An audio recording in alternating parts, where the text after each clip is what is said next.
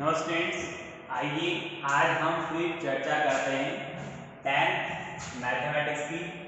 और इसमें स्टूडेंट्स हमने पढ़ लिया था कि चैप्टर नंबर 11 और उसमें थ्योरम्स हमने पढ़ ली थी।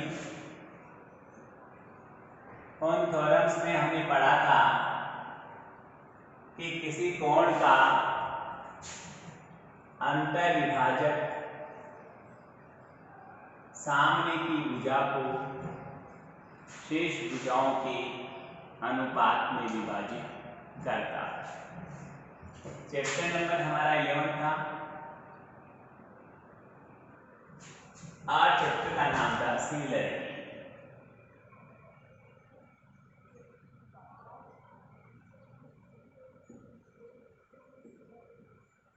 समरूपता। स्टूडेंट्स, हमने थ्योरम 11.4 तक पढ़ लिया था। 11.5 थ्योरम 11.3 थी वो अंतर विभाजक, इस त्रिभुज के किसी कोण का अंतर विभाजक सम्मुख भुजा को शेष दो भुजाओं के अनुपात में विभाजित करता है। ये था हमारा 11.3 थ्योरम। इसका जो इन्वर्स विलोम था वो ये था कि यदि कोई किसी शीर्ष को सामने की भुजा से मिलाया जाए तो वह सामने की भुजा को शेष भुजाओं के अनुपात में विभाजित करता है, तो क्या वह रेखाखंड उस कोण का अर्धक है। ये पढ़ा था 11.4 में। आज 11.5 में पढ़ेंगे कि किसी त्रिभुज के बहिष्कोण का अर्धक भी क्या सम्मुख भुजा को शेष भुजाओं के अनुपात में अंतर विभाजित करता है या नहीं। तो देखिए स्टूडेंट्स, मैं इसका पहले डायग्राम बनाता हूँ और ट्रायंगल के किसी भी एंगल का हम बहिष्कोण की बात कर रहे हैं। तो देखिए मैंने एक त्रिभुज बनाया है, नाम कुछ भी दे सकते हैं इसको, ABC हो गया सपोज। यदि उस जैसा नाम जैसा पहले था तो उसका उसमें सिमिलरिटी आएगी। जो हमने पहले जो सिद्ध किया था उसके समान आंसर आएगा। साबित करेंगे तो इसकी भुजा BA को आगे बढ़ाया, इसको मैंने G नाम दे दिया। ये बहिष्कोण हो गया। इस बहिष्कोण का अर्धक खींचा, इस बहिष्कोण का अर्धक खींचा जो BC को आगे बढ़ाने का बिंदु D पर मिलता हो।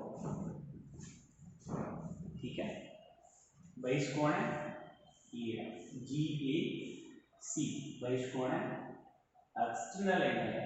तो इसका हमने बाइसेक्टर खींचा, आधा ऊपर है, एक नंबर इसको कहेंगे, दो नंबर इसको कहेंगे, आधा ऊपर आधा नीचे। कौन है? AD इसका बाइसेक्टर है, अर्धक है, समद्विभाजक है। और BC को आगे बढ़ाने पर वह समद्विभाजक BC को बिंदु D पर मिलता है या प्रतिच्छेद करता है। अब हम रचना में क्या करेंगे कि D A के समांतर CE खींचेंगे।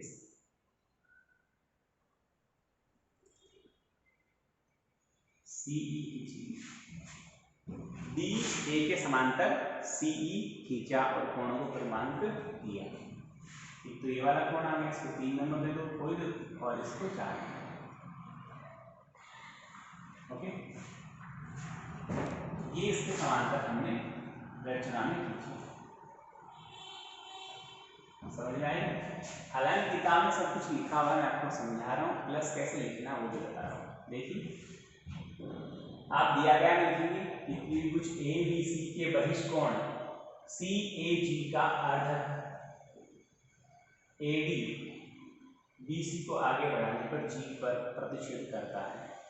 ये हमने किया और फिर रचना में सिद्ध करने में हम लिखेंगे, वही काम करना है कि AB और बटा AC और बराबर BD बटा DC। सिद्ध वही करना है, दिया गया किताब में लिखा है, मैं नहीं लिख रहा हूँ। सिद्ध करना भी दिया हुआ किताब में कोई दिक्कत की बात नहीं है, पर उसको हम सिद्ध करेंगे, इसलिए इसको एक बार लिख लेता हूँ। आप चाहो तो यहाँ पर भी सेम रहेगा, AB बटा AC बराबर DB और बटा ये सिद्ध करना है। कंस्ट्रक्शन थोड़ा सा अलग है, एक्सटीरियर एंगल है इसलिए कि हम कहेंगे कि डीए के समांतर सी ई खींचा जो ए बी को बिंदु ई पर प्रतिच्छेद करती है, कोण को क्रमांक दिया। ये हम रचना में लिख देंगे। आगे प्रूफ की बात करें। प्रूफ में स्टूडेंट्स क्या लिखना है कि हम सबसे पहले ये कहेंगे कि डीए समांतर सीई है, अतः 2 नंबर 3 के बराबर होगा। कारण है कि वो 2 और 3 एकांतर कोण है।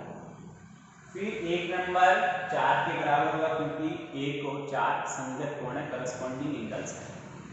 तो मैं लिखता हूं कि डीए समांतर सीई कहां से आया, रचना से आया। तो क्या होगा कि कोण नंबर 2, फिर देखिए कोण 2 बराबर है कोण 3 और रीजन यहां पर आएगा दोनों एकांतर कोण।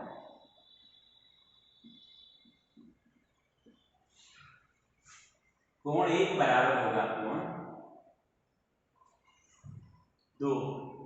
4, ये कहलाएगा कि संगत कोण। ये 1 नंबर है, ये 2 नंबर है। कोण 1 बराबर कोण 2 ये पहले से हमें दे रखा है। यहां चाहो तो लिख देना कि हमें दिया है। अब यहां लिखेंगे हम, अतः समीकरण 1 2 है 3 से तुलना करते हैं तो हमें प्राप्त हुआ है कि कोण 3 बराबर है कोण 4। और एक भाषा जो मैंने पहले लिखी थी, क्योंकि त्रिभुज के समान कोणों की सम्मुख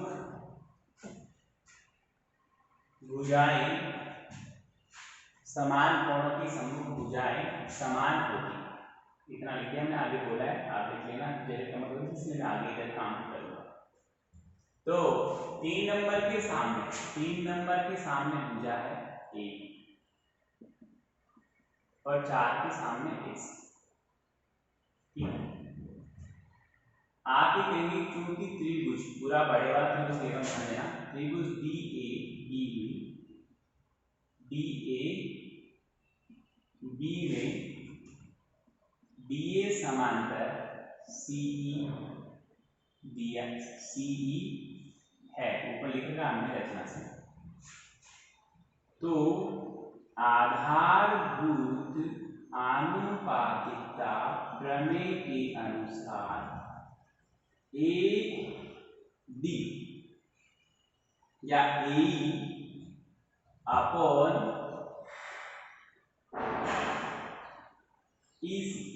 ईबी बराबर हो गया C D C upon B C. ये दोनों समांतर है तो ये बटा ये बराबर ये बटा ये। आप दोनों पक्षों में एक एक हम जोड़ेंगे। आप ऐसे जोड़ेंगे तो ई बी बचेगा, इधर बी सी बचेगा, जो हमारे काम का नहीं।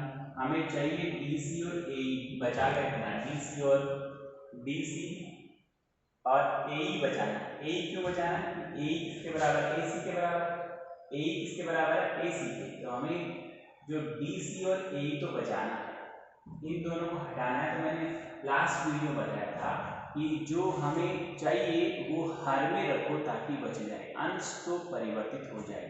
तो हम दोनों पक्षों में भी जोड़ेंगे। तो पहले इसका व्युत्क्रम करना पड़ेगा, E B by A is equal B C by D सी।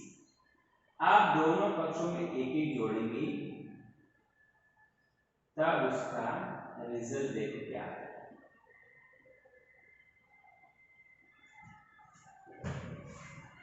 ये इससे गुणा हो जाएगा,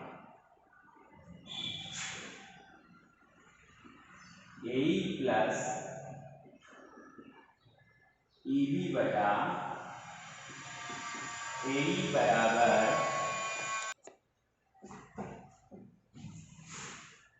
BC प्लस BC। आप देखो चित्र में AE और EB, तो AE को चेंज कर सकते हैं हम, क्योंकि AE बराबर AC है, तो यहाँ AC लिखते हैं हम डायरेक्ट, और यहाँ पर भी हम AC करते हैं। तो AC प्लस जो EB है, उन दोनों की हम बात करेंगे। तो यहाँ पर इसको अपन यहाँ चेंज नहीं करके नेक्स्ट स्टेप में करेंगे, थोड़ा सा ठीक रहेगा। तो AE प्लस EB को जोड़ा तो ऊपर आ गया AB और नीचे बचा रहा AE। इधर DC और BC को जोड़ा तो ऊपर आ गया DB और नीचे है DC। अब स्टूडेंट्स हम क्या करेंगे कि AE की जगह अब AC लिखेंगे, AE की जगह अब AC लिखेंगे, तो आ गया AB बटे AC बराबर BB और बटे DC। यही स्टूडेंट्स हमें सिद्ध करना है। आगे देखिए, नेक्स्ट की मैं बात करता हूं, तो कुछ प्रॉपर्टीज, एक बार इसको देखिए ढंग से मैं यूज करूंगा, फिर आगे बढ़ते हैं हम। अब हम कुछ समरूपता की प्रॉपर्टीज पढ़ेंगे और उन प्रॉपर्टीज के बारे में मैं बताता हूँ कैसे कैसे होती है, और इनके बारे में थ्योरम्स आपको बुक से पढ़नी है। हालांकि इतनी ज़्यादा इम्पोर्टेंट नहीं है जो एग्जाम की दृष्टि से, फिर भी आपको पढ़ लेनी चाहिए, पर आपको थ्योरम और उसका मीनिंग तो 101% याद रहना ही चाहिए, जिससे आप उसको यूज कर पाओगे। देखिए आगे फ्रेंड, मैं सिमिलरिटी के रूल्स लिख रहा हूं।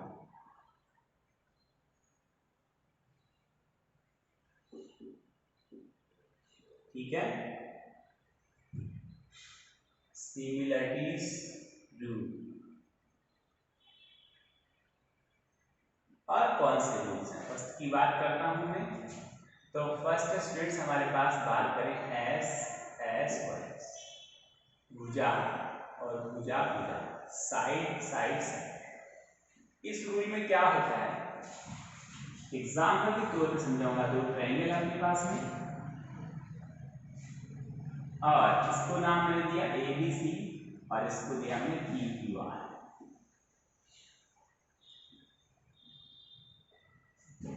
ये 5.6 सेमी का है, ये 5 सेमी का है, और ये 7 का है।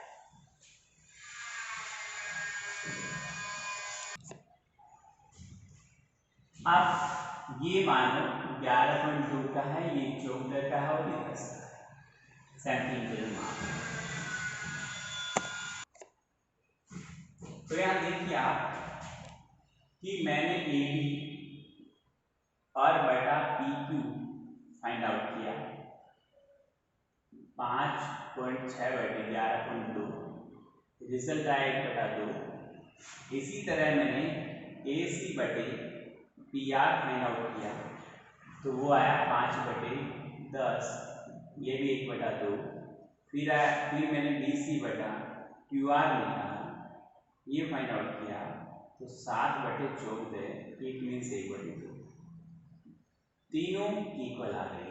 तो आप कहेंगे कि यहाँ पर AB बटे PQ बराबर BC बटे QR बराबर AC बटे PR, अर्थात दोनों त्रिभुज भुजा भुजा और भुजा, साइड साइड साइड, सिमिलरिटी, ये सिमिलरिटी का साइन है। समझ में आ गई। समरूपता गुण धर्म से दोनों त्रिभुज समरूप। एस सिमिलरिटी का मीनिंग होता है जब दो त्रिभुजों की संगत भुजाओं का अनुपात समान हो। जब इन दो त्रिभुजों की संगत भुजाओं का अनुपात समान हो तो वे दोनों त्रिभुज भुजा भुजा भुजा या एस सिमिलरिटी रूल से सिमिलर होते हैं, समरूप होते हैं। इसी तरह से देख लिया होगा। इसी तरह से मैं दूसरे रूल की बात करता हूँ। तो दूसरा रूल हमारे पास आएगा students SAS rule number second SAS। उसमें क्या होगा कि दो भुजाओं का तो रेशियो यानी अनुपात बराबर होगा और उनके बीच का कोण बराबर होगा। अनुपात तो बराबर होना चाहिए, जिससे इन दोनों का 1/2 आए तो इनका भी 1/2 आए और बीच वाला कोण एक्जैक्टली समान होता है। तब हम उन दोनों त्रिभुजों को भुजा कोण भुजा और भुजा कोण भुजा यानी इन दोनों का अनुपात 1/2, इन दोनों का अनुपात 1/2, बीच का कोण समान है तो भुजा कोण भुजा भुजा कोण भुजा समरूपता गुण धर्म से दोनों त्रिभुज समरूप होते हैं, सिमिलर होते हैं। थर्ड जो ला है इसका वो है स्टूडेंट्स कि इसको ए भी बोलते हैं, 2 बार ए और 3 टाइम ए ऐसा इसको लिखा बोला जाता है। यहाँ ए का मतलब कोण कोण, दो कोणों की बात है। यहाँ 3 ए का मतलब कोण कोण कोण, तीनों कोणों की बात है। अब यदि मैंने इसको 70 डिग्री लिखा है, इसको मैंने 70 लिखा, तो जब दो त्रिभुजों के दो कोण इक्वल होते हैं तो रिमेनिंग जो थर्ड कोण बचा वो भी इक्वल होगा। क्यों होगा? क्योंकि त्रिभुज के तीनों अंतर कोणों का योग 180 होता है। यहाँ पर 60 और 130 ये बच गया वो 50 आएगा। यहाँ भी 70 और 60 130 बच गया वो 50 आएगा। जब दो त्रिभुजों के कोई से दो कोण बराबर होते तो तीसरा कोण स्वतः ही बराबर माना जाता है। तो जब दो कोण बराबर होते हैं तो भी वो समरूप है, तीनों कोण बराबर तो भी वो दोनों त्रिभुज समरूप कहलाते हैं। रूल हो गया कोण कोण या फिर कोण कोण कोण समरूपता गुण धर्म से दोनों त्रिभुज समरूप। स्टूडेंट्स ये था सिमिलरिटी के रूल। इसके आगे कुछ एग्जांपल्स हैं जो मैं आपसे रिक्वेस्ट करता हूं कि आप ढंग से देखें, उनको समझें। बहुत ही अच्छे एग्जांपल हैं और फिर उसके बाद हम आगे स्टार्ट करेंगे हमारा एक्सरसाइज 11.3। 11.3 से पहले हमारे पास टोटल 8 एग्जाम्पल पड़े हैं, तो उनका आप ढंग से देखें, समझें, हल करें। समझ में आया होगा, तैयारी करें और होमवर्क जरूर करें। बहुत बहुत धन्यवाद। Thank you.